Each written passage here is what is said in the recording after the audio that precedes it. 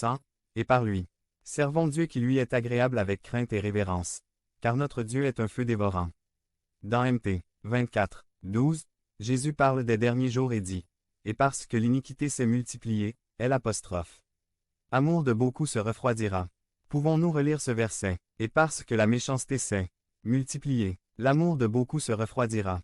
Il est fort possible que ce matin je m'adresse à beaucoup de gens qui avaient autrefois le cœur enflammé par une passion pour Jésus-Christ, mais qui se sont maintenant refroidissent, et dont le feu pour le Christ est maintenant une braise mourante. Ils avaient faim de la parole de Dieu, ils avaient du zèle pour sa sainteté, ils étaient vainqueurs dans la prière, mais le feu sur elle apostrophe. Autel de leur cœur s'est refroidi.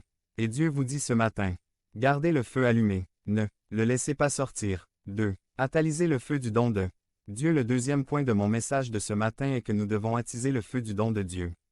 Dans 2. Tim. Paul écrit à son jeune disciple et ami Timothée. Timothée était exactement comme beaucoup d'apostrophes. Entre vous, il avait été élevé dans un foyer chrétien. Il avait une mère et une grand-mère pieuses. Il avait été instruit par l'apôtre Paul et travaillait dans le ministère chrétien. Paul craignait, pour Timothée, son fils dans la foi, que le feu dans son cœur commence à faiblir, que sa passion pour Jésus-Christ commence à s'éteindre. Au chap. 1, 6 de 2 Tim. Paul écrit, « C'est pourquoi je vous conseille d'attiser le feu du don de Dieu qui est en vous par l'imposition de mes mains. Devenez membre de la chaîne et AIDEZNOUS à propager la parole de Dieu dans le monde entier. » Samedi 16 mars 2024. Si vous croyez en la puissance de Dieu, commentaire 11. Si la passion pour Jésus-Christ dans votre vie, le feu sur l'autel de votre cœur a commencé à se refroidir. Attisez le feu, souffle les braises sur l'autel de ton cœur. Ce matin, je souhaite partager avec vous 5 conseils pour garder vivante votre passion pour Jésus-Christ. 1. N'oubliez pas la grâce de Dieu.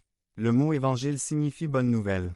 L'une des raisons pour lesquelles nous ne parvenons pas à entretenir le feu dans notre cœur est que nous oublions notre condition antérieure. Dans Éphésiens 2, Paul écrit aux chrétiens d'Éphèse et leur donne une image de leur vie avant leur rencontre avec Christ.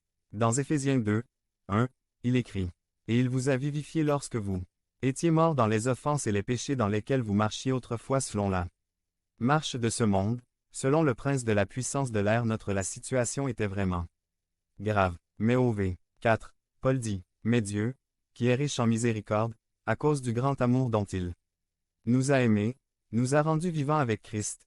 Il nous a ressuscités avec lui et nous a fait asseoir dans les lieux célestes. » Jésus-Christ, c'est une bonne nouvelle. Ne les oubliez pas. Les bonnes nouvelles ne sont bonnes que dans la mesure où vous comprenez à quel point les mauvaises nouvelles sont mauvaises. 2. Vivez avec les ressources de Dieu.